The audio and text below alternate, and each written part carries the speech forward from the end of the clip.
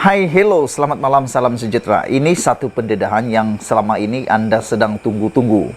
Ia berkaitan dengan calon Barisan Nasional yang mungkin akan tidak layak bertanding kerana telah diisytiharkan muflis. Jangan kau salah sangka, bukan Najib Tun Razak. Najib memang sudah sah, tidak dicalonkan dan tidak akan bertanding kerana selain daripada sudah bergelar banduan, beliau juga sedang dalam rayuan untuk kes LHDN membabitkan kebengkrapan beliau. Saudara-saudara sekalian, ada seorang nih dalam Barisan Nasional yang terkenal dengan gelaran macam-macam lah kontroversi yang dia buat. Dia lebih daripada seorang artis dan telah dicalonkan di dalam pemilihan UMNO baru-baru ini sebagai calon UMNO. Akhirnya hari ini kita ketahui bahawa beliau sebenarnya tidak layak. Beliau sebenarnya tidak layak menjadi calon dalam pilihan raya umum ke-15 ini. Hal ini kerana beliau dalam proses untuk kebengkrapan atau muflis. Siapa orangnya? Aku pasti kamu sudah tahu. Orangnya ialah Jamal Yunus atau selalu orang panggil dia dengan gelaran Jamal Tongkol.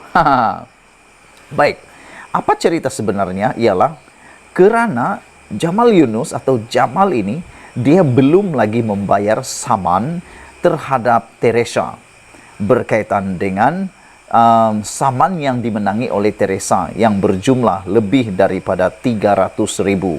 Menurut Teresa, Jamal sepatutnya tidak layak dijadikan calon kerana beliau belum membayar saman dan kelayakannya untuk menjadi calon telah diragui. Dan telah diketahui bahawa hari ini Teresa Kok telah menulis petition, menulis surat kepada SPR untuk mempertimbangkan kelayakan dan menyiasat kelayakan Jamal Yunus sebagai calon PRU melalui Parti Barisan Nasional. Penyandang pengerusi Parlimen Seputi Teresa Kok menggesa SPR membatalkan pencalonan Jamal Mat Yunus untuk bertanding pada PRU di kerusi Sungai Besar. Dalam suratnya kepada pengerusi SPR iaitu Abdul Ghani Saleh, Kok berkata dia telah memulakan prosiding kebengkrapan ke atas Jamal pada 30 Ogos lalu berdasarkan kepada penghakiman yang diterimanya pada 26 Julai. Jamal masih belum menyelesaikan penghakiman tersebut dan prosiding kebengkrapan saya terhadap beliau masih berlangsung, kata Kok kepada Abdul Ghani. Sehubungan itu, Kok menggesa SPR menolak Jamal daripada menjadi calon semasa proses penamaan calon esok. Yang aku nak cakap juga di tempat ini ialah apa yang berlaku pada hari ini kalau tidak diterima sekiranya SPR tidak mengendahkan surat daripada Kok ini untuk menggesa supaya pencalonan Jamal ditolak untuk penamaan calon esok, kita takut pada PRU, PRN ataupun pada penamaan calon pada masa akan datang, hal ini akan menjadi duluan dan jadi ikutan. Yang mana orang yang dalam prosiding kebengkrapan boleh pula akan menuntut untuk layak menjadi calon dalam pilihan raya. Kerana sekiranya ini diterima, mereka akan guna ini sebagai bahan menyerang SPR, menyerang kerajaan dan mahu dicalonkan meskipun beliau telah dalam proses kebengkrapan. Jadi, aku harap supaya keputusan surat melalui Teresa Kok ini kepada SPR ini dapat diselesaikan sebijak-bijaknya dengan penuh bijaksana dan memikirkan kepada masa depan SPR dan juga pilihan raya Malaysia. Semasa proses penamaan calon, pihak polis dan wakil jabatan insolvensi akan hadir untuk menapis calon, kata Teresa Kok. Ini sangat baik kerana dari satu pihak iaitu polis, mereka boleh memeriksa tentang rekod jenayah lampau calon-calon yang dicalonkan. Insolvensi pula akan mengetahui tentang kebengkrapan seseorang itu pula. Jadi, dengan bukti yang kukuh ini, Jamal Yunus sebenarnya tidak layak untuk bertanding menurut perkara 48 dalam kurungan 1 Perlembagaan Persekutuan. Seseorang individu hilang kelayakan untuk menjadi ahli parlimen jika adalah seorang bankrupt belum lepas atau banduan yang menjalani hukuman penjara lebih 1 tahun atau didenda Rm200.000 dan belum mendapat pengampunan.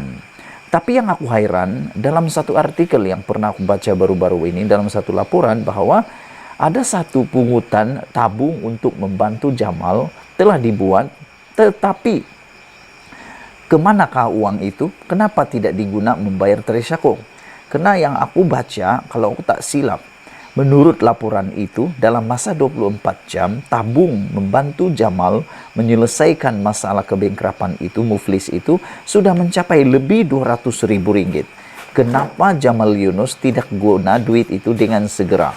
Kalau benar tabung itu sudah mencecah 200.000, itu perlu diselesaikan dengan segera. Menurut notis kebengkrapan Teresa Koh itu, Jamal berhutang berjumlah Rm 651, maafkan saya, bukan 600.000, berhutang sebanyak Rm 351.479 dan 45 sen.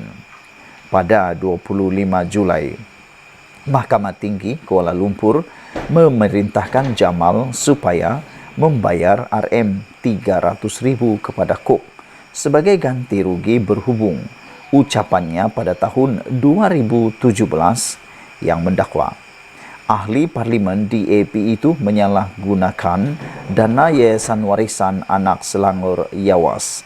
Jamal membuat laporan kepada SPRM dengan tuduhan yang sama, sehingga menyaksikan serbuan di pejabat Koh. Tiada pertuduhan dikenakan terhadap Koh. Nah, jadi dengan ini ianya makin panas. Adakah Jamal Yunus boleh dicalonkan di kawasan yang dia mahu dicalonkan itu, yaitu kerusi Sungai Besar?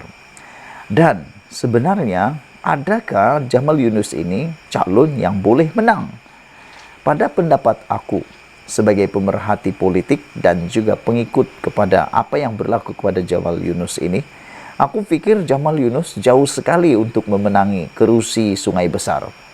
Kerana beliau sudah berkali-kali dengan kontroversi yang luar biasa yang membuatkan ramai orang berfikir sebenarnya Jamal Yunus ini adalah orang yang berpendirian seperti apa. Jadi kalaulah ikut kata Zahid Hamidi, calon-calon yang dipilih adalah calon yang boleh menang. Persoalannya, bolehkah Jamal Yunus menang? Dipikir-pikirkanlah. Jadi kita boleh pikir dan kita boleh tahu. Jamal Yunus belum bayar saman, kelayakan jadi calon diragui dan telah pun dibantah oleh Teresa Koh. Sekian dulu, tinggalkan komen Anda. Kita jumpa lagi. Bye-bye.